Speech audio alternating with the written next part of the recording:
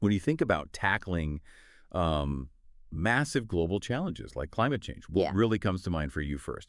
Often it's those big headline things, right? But sometimes the really powerful solutions are working quietly behind the scenes, driven by tech you might not even know exists. Yeah. So today we're taking a deep dive into one of those really powerful, often overlooked players, the global emission monitoring software market. Our mission for this deep dive is pretty clear. We're going to unpack the latest data we've got from cognitive market research. We want to understand its remarkable growth path and really explore what this tech means for environmental sustainability, industrial accountability, that kind of thing, worldwide. It's all about giving you those key nuggets of knowledge quickly, thoroughly, and helping you connect the dots. Okay, so let's start with the big picture then, because the numbers here are genuinely explosive. They signal a massive shift. The global market for this emission monitoring software, it was valued at $651.93 million back in 2021. Yeah, just over 2.6 billion. Exactly. And what really struck me looking at these figures is that by 2033, this market is projected to hit an impressive $8,583.51 million. Wow. That's a compound annual growth rate, the CAGR, of 10.283% for that period. So we're talking about a market that's set to more than triple in just over a decade. And what's truly fascinating here, I think, is that this sharp upward curve. It's not just about companies adopting new tech because it's, shiny and new. Right. This huge growth connects directly to the rising global focus on environmental sustainability, industrial accountability, and increasingly, those ESG mandates. ESG, maybe worth a quick clarification. No, sure, yeah. Environmental, social, and governance criteria.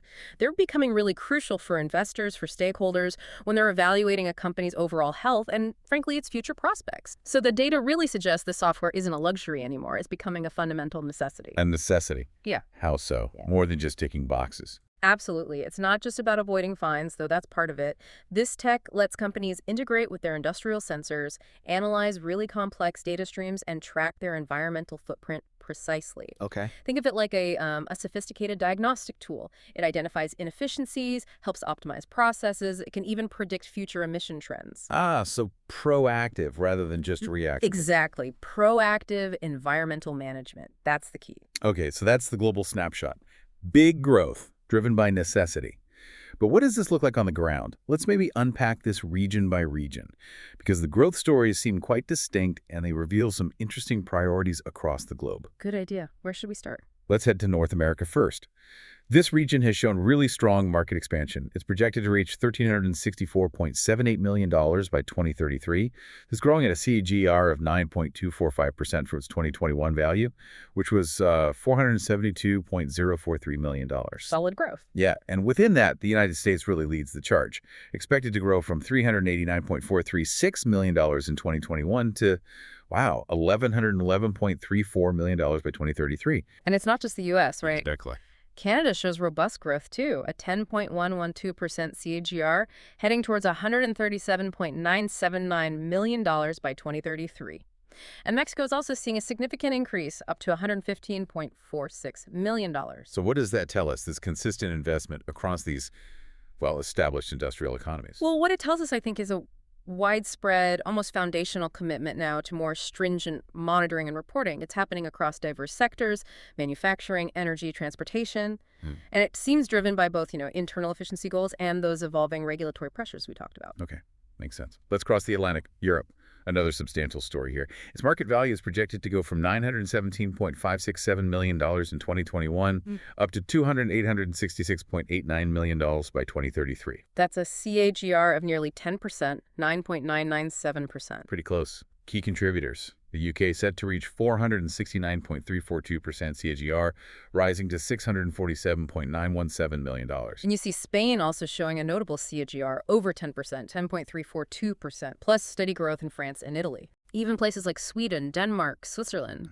they're showing high single-digit growth rates, which is still pretty significant given their, relatively smaller industrial footprints, perhaps. Oh, so connecting this to the bigger picture, Europe's regulations. Absolutely. Europe's long-standing and, frankly, increasingly stringent environmental regulations, especially its robust carbon trading schemes, they clearly act as a powerful catalyst here.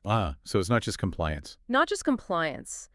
This software becomes about optimizing carbon credit acquisition, Wow. trading strategies for businesses operating within that highly regulated system. It's strategic. Got it. Okay, now, Asia Pacific. You mentioned this is where it gets really interesting. Yeah, this region really stands out. All It right. has the leading CGR globally. It tells a really compelling story of growth and evolving environmental priorities. Okay, lay out the numbers. We're talking about a climb from $811.49 million in 2021 Right. to a solid $258.31 million by 2033. That's an impressive 11.074% CAGR overall for the region. 11%. And within that, China's driving a strong 11.276% CAGR, leaping to $890.363 million. okay. But the real standout for sheer growth rate across the entire region, that's India. India. Yeah, an exceptionally high TGR of 11.955%, going from about $114 million to over $443 million. Wow, nearly 12% growth year on year. That's huge. It is.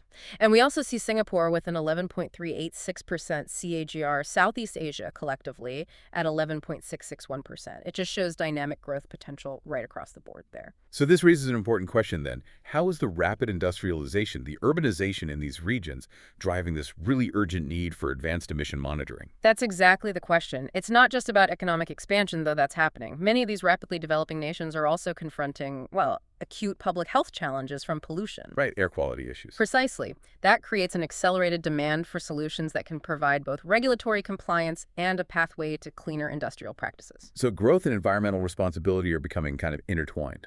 Increasingly intertwined, yes. That's a good way to put it. Okay. And the story doesn't end there, does it? What about South America, the Middle East, Africa? Are we seeing growth there too? We definitely are. Promising developments, significant upward trends across the board, actually. Tell me more. South America. Expanding to $782.987 million by 2033. That's a 10.499% CAGR. Solid.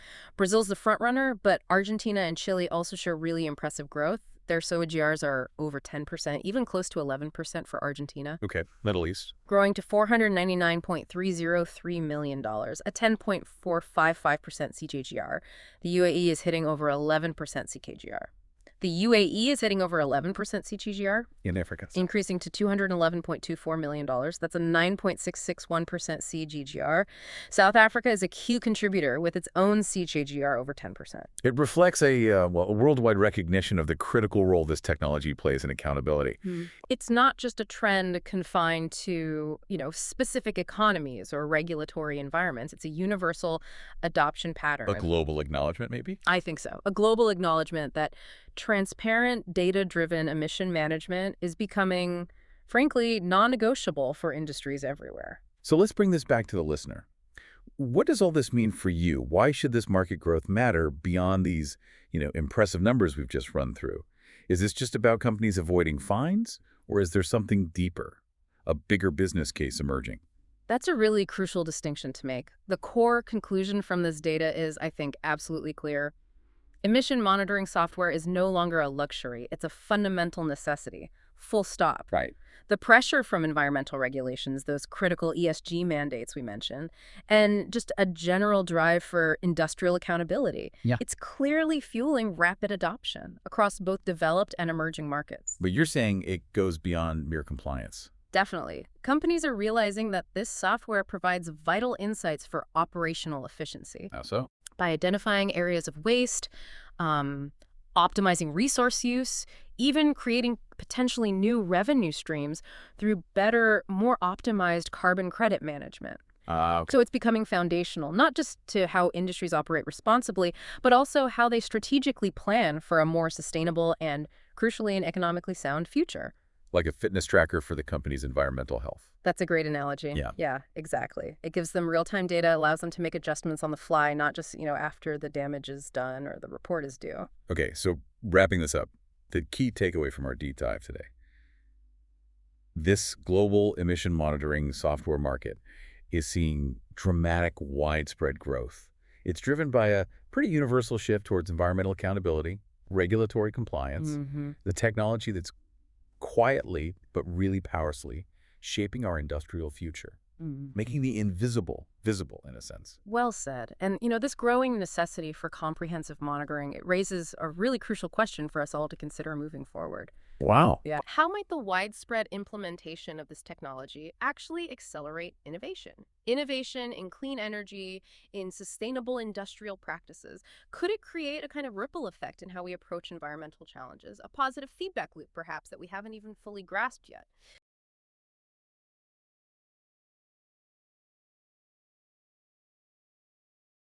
Welcome to this deep dive. Today we're pulling back the curtain on the emission monitoring software market. We've got sources detailing its dynamics, future trends. It's a really critical area, especially now, with climate responsibility and all the industrial shifts happening. Our mission is simple. Cut through the noise, give you the key insights. Okay, so let's unpack this. First off, what's really pushing the growth in this market? What are the big drivers here? Well, number one has to be regulatory compliance.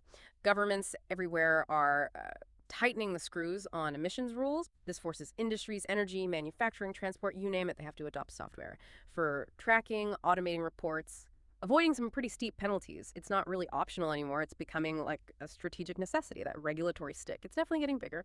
Then, beyond just the rules, there's the whole corporate sustainability push. Investors, governments, and yeah, definitely consumers, they want accountability for carbon footprints. So this Hmm. software, it gives companies real-time data for their internal ESG goals, environmental, social, governance stuff. Plus, it makes their reporting transparent, which boosts credibility. Think about companies really leaning into their green image. This software kind of validates those claims behind the scenes. And the third piece is just basic industrial growth combined with more awareness about air pollution. As industries expand, unchecked emissions, that becomes a serious public health issue. So sectors like power plants, chemical processing, they're using these tools partly for operational reasons, but also to show they're being environmentally responsible. What's really fascinating there, I think, is how these drivers are shifting the perspective. It's not just, oh, no, we have to comply. It's moving towards, okay, how can this create a strategic advantage or demonstrate responsibility? Exactly. It's reframing it.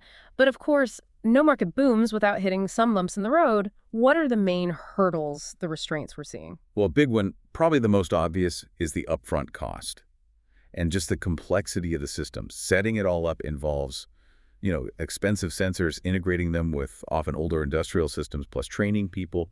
For smaller companies, maybe mid-sized ones too, that initial investment can be pretty daunting. Makes sense. And even if they get past the setup cost, there's the whole issue of data accuracy, right? Mm. Reliability. The system's only as good as the information going in, the sensors. Precisely. A malfunctioning sensor, bad data inputs Hmm. that leads to flawed reports. You could fail an audit, even face legal trouble. Just ensuring that data stream is continuous, accurate, calibrated, especially in tough industrial environments, that's a constant challenge. Yeah, absolutely. And this actually raises a bigger question, about equitable progress globally. Hmm. Because we see much more limited adoption in many developing markets in regions where maybe environmental laws are a bit looser or there's just less awareness. The uptake is slower. Right. Creates this kind of disparity in global environmental action. It Yeah. really highlights that tech alone isn't the whole answer. Hmm. Policy and awareness, they have to be there too. That's a really important point. Okay, so challenges aside, let's get into the exciting stuff. The trends that are really transforming this market, pushing it forward. What's giving it this edge? Well, first up is the integration of AI, artificial intelligence and predictive analytics. This is pretty cool. It's not just tracking what happened. It's about predicting things like, hey, if we keep running this furnace like this, we'll blow our carbon cap next week. Right. It lets companies spot anomalies before they happen, do preventative maintenance, simulate future emissions. Imagine preventing a spill not because an alarm went off, but because AI flagged a tiny potential issue days earlier. That's moving from just reacting to being genuinely proactive. Huge potential there. And another big one is the shift towards cloud-based solutions. Oh, yeah, definitely. These offer amazing scalability, real-time data access from anywhere, centralized control over multiple factories or sites, and you don't need like massive server rooms on site everywhere, which is a huge plus for big multinational companies trying to track emissions across the globe. Makes Wow. it way easier. Streamlines the whole process. Totally. And finally, there's this growing focus, almost an insistence, on ESG compliance and carbon disclosure, especially for publicly traded companies. They need that transparency. So they're using the software to generate reports that are verifiable, audit-ready. It builds that crucial trust with stakeholders, with investors, with the public. It proves they're serious. And if you connect all that to the bigger picture, Yeah. you see technology isn't just like catching up anymore. It's starting to anticipate needs. It's helping companies move beyond just ticking the compliance box towards, genuine environmental stewardship, building resilience for the long term. So wrapping this up, what's the bottom line for you, our listeners? This emission monitoring software market. It's really becoming a powerful tool in the climate change fight. It's definitely not just about meeting standards anymore. No, it's really about future-proofing your operations Yeah. and being seen as and actually being a responsible corporate citizen in a world that's increasingly focused on carbon. Yeah. This deep dive really shows how data, when you harness it right, can push whole industries towards being more transparent, more sustainable. So here's something to think about. Beyond just tracking and reporting, how might these really advanced monitoring capabilities spot completely new ways, proactive solutions maybe, to tackle environmental challenges, solutions we can't even quite imagine yet?